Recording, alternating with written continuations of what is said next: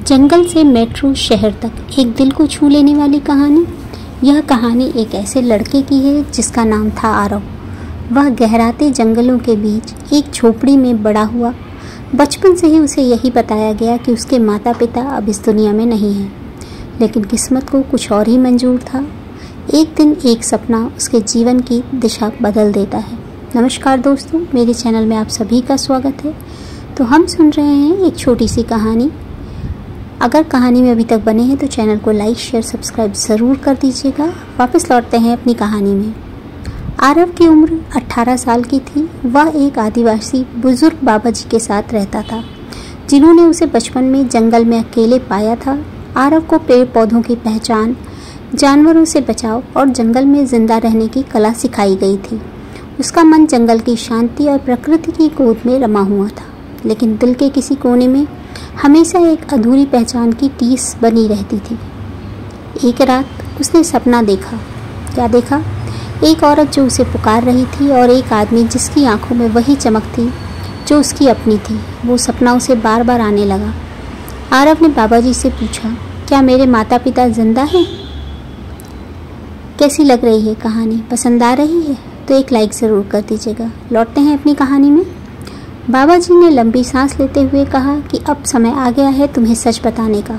तुम इस जंगल के नहीं हो बेटा। तुम्हारे माता पिता शहर में रहते हैं। एक हादसे में तुम हमसे बिछड़ गए। हमने तुम्हें बचाया, लेकिन तुम्हारी पहचान छिपानी पड़ी। आरव का मन व्याकुल हो उठा। वह अपने सच्चे घर, अपने माता पिता को ढूंढना चाहता था। बाबा जी ने उसे एक लॉकेट दिया जिसमें एक पुरानी सी तस्वीर थी, एक पुरुष और एक महिला के साथ एक छोटा सा बच्चा, जो आरव ही था। बाबा जी ने कहा, शहर जाओ बेटा, तुम्हारी किस्मत वहाँ तुम्हारा इंतज़ार कर रही है। आरव ने जंगल को प्रणाम किया और पहली बार बस में बैठा। रास्ता लंबा और नया था, पर उसकी आंखों में उम्मीद की चमक थी।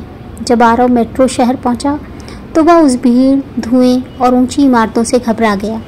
उसके पास ना तो पैसे थे, ना ही कोई जान पहचान। वह सड़कों पर सोता, दिन में छोटे मोटे काम करता, कभी होटलों में बर्तन धोता तो कभी फूल बेचता, कभी कुछ और काम करता। एक दिन उसने देखा कि एक बड़ा सा बिजनेसमैन एक कॉन्फ्रेंस में भाषण दे रहा है। उसका नाम था विक्रम मेहरा। जैसे ही आरव ने उसे देखा, उसकी आंखों में आंसू आ गए। यह वही आदमी था जो उसके सपनों में आता था।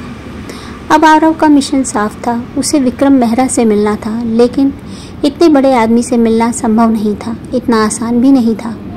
आरव ने उस कंपनी के गेट के बाहर कई दिन बिताए। वहाँ काम करने वाले एक गार्ड से उसने दोस्ती कर ली। उसने आरव की कहानी सुनी और एक दिन कहा, कल सर का जन्मदिन है, बहुत सारे गरीब बच्चों को बुलाया गया है, तुम भी आ जाना।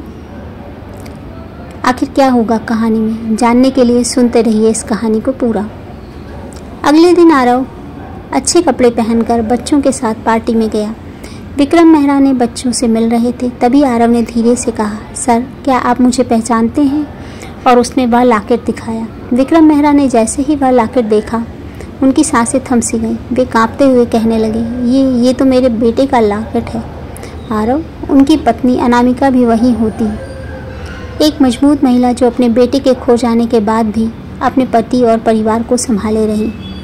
दोनों दौड़कर आरव को गले लगा लेते हैं। आंसू, सिसकियाँ और मुस्कान एक साथ बहने लगते हैं। विक्रम कहते हैं, तुम्हारे खोने के बाद हमने हर जगह ढूंढा पर कोई पता नहीं चला। हम समझ बैठे कि तुम। आरव बीच में ही कहता है, लेकिन मैं जिंदा था जंगल में, प्रकृति की गोद में। आरव को अब नया जीवन मिल गया था, परिवार, पहचान और एक उद्देश्य।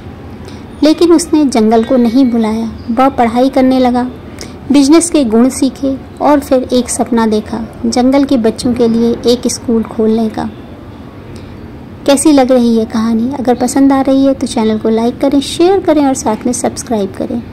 मेरे चैनल पे और भी बहुत सारी अच्छी कहानियाँ हैं, बहुत सारे अच्छे वीडियोस हैं, तो एक बार विज़िट करना ना भूलें।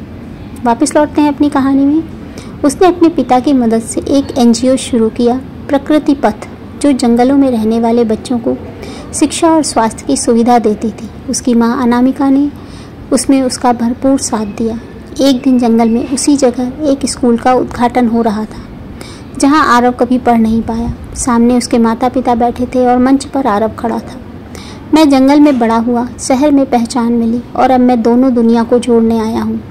मैं नहीं चाहता कि कोई और बच्चा अपने माता पिता से बिछड़ जाए। शिक्षा और प्यार से हम ये दूरी मिटा सकते हैं।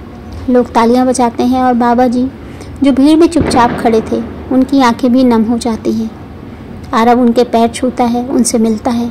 यह कहानी केवल एक लड़के की नहीं बल्कि उस उम्मीद की है जो कभी बुझती नहीं, चाहे अब जंगल में हो या शहर में। अगर दिल में सच्चाई और इरादे में दम है तो परिवार, पहचान और प्यार सब फिर से मिल जाते हैं। कैसी लगी आज की कहानी? अगर पसंद आई तो चैनल को लाइक, शेयर, सब्सक्राइब करें। धन्यवाद इसे पूरा सुनने के लिए।